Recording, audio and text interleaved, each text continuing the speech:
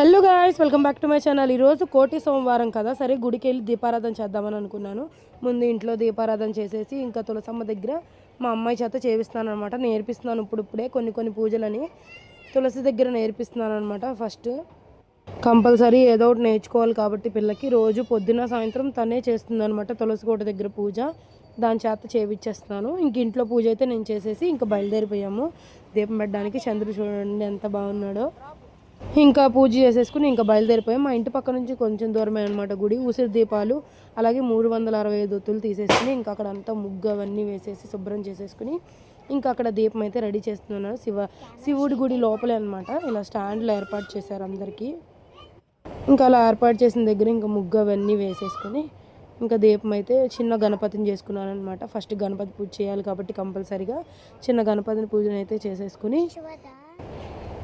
Ready చేస్తూ ఉన్నాను అనమాట. ఇలా అయితే చేసేసాను. నా పూజ అయితే చాలా చక్కగా జరిగింది. నాతో పాటు మీరు కూడా శివుని దర్శనం చేసుకోండి.